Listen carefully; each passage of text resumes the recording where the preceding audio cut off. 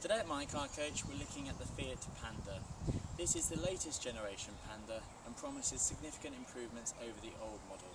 It's also, if you'll notice, a 5-door version and therefore is perfect for city driving. Look at this new Panda in more detail. As you can see, it still retains the familiar shape of the previous generation Fiat Panda, but what this new model really aims to do is give us a real step up in quality, add a touch of fun as well. I have to say, having driven the car, it still has the great drivability that the previous generation Fiat Panda did. It's a car that you really will enjoy driving around town. It's perfect as well for driving around town and on the motorway because, as you can see, the visibility given by all the glass that surrounds the car is superb. It could have only come out of the streets of Italy, given all the scooters that dash around all the cobbled streets there. The range starts at £8,900 here in the UK. There's 3 different trim levels. From the basic pop, you then have a step up to the easy trim, and then the top spec being the lounge version. And as I said earlier, really, just to give it that touch of fun, there's lots of quirky design touches around. And for example, if we go round to the back of the car, focusing in on this tail lamp, you'll see the word Panda written in there, and it's just these little design touches that aim to take what is a familiar shape but add a touch of class, a touch of fun, and almost give the quirky nature that the Fiat 500 brought to the Fiat brand. First thing you'll notice when you step into this new Panda is how much of a quality uplift this car has when compared to the previous generation model. Whereas the previous model perhaps suffered with slightly harsh plastics, this has taken a real uplift in quality, as can be seen by the instruments here on the dashboard. They're much more attractive to look at. Even things like the indicator stalks feel more expensive.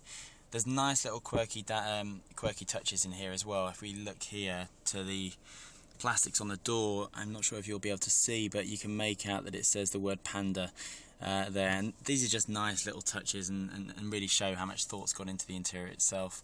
And then you'll also note in this particular car the cream almost center console dashboard area, and this can be changed into different colors as you see fit. The stereo system all works really nicely. All the buttons have a nice finish to them, they all work really well. That includes all the heating and ventilation controls as well. Yeah, and that's the first real impression. When you sit in this car, you really notice that it retains all the functionality of the previous generation Fiat Panda, but really has that quality uplift, almost in line with what the 500 brought to the Fiat range. It's a good place to sit. There's a bit of marketing speak here.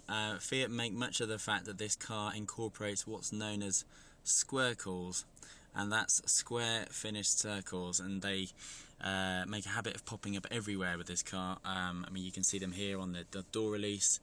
They also feature as part of the speaker, also feature as part of the instruments there.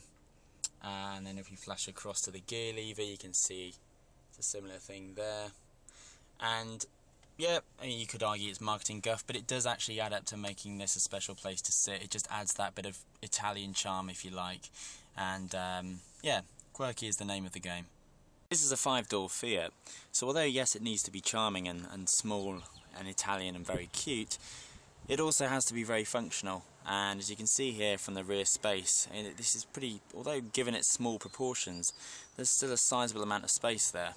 And then if we flash around to the boot, you'll also note that the boot is fairly sizable as well.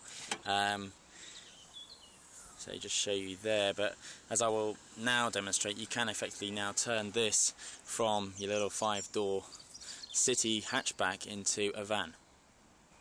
And then when you drop the seats, you've effectively got a Panda van. You drop the seats here and you can see there's a vast area of cargo space, and this really does come back to the functional nature of the car. But as you see there, you're dropping the rear seats, you can also actually drop as an option the front passenger seat as well to create an even bigger load lugging area. So believe it or not, it's a small car, but it could practically move your house for you. Yeah, very practical indeed. I hope you found this review useful. Please note a more detailed review will be on our website. And for all your car buying needs, remember mycarcoach.co.uk.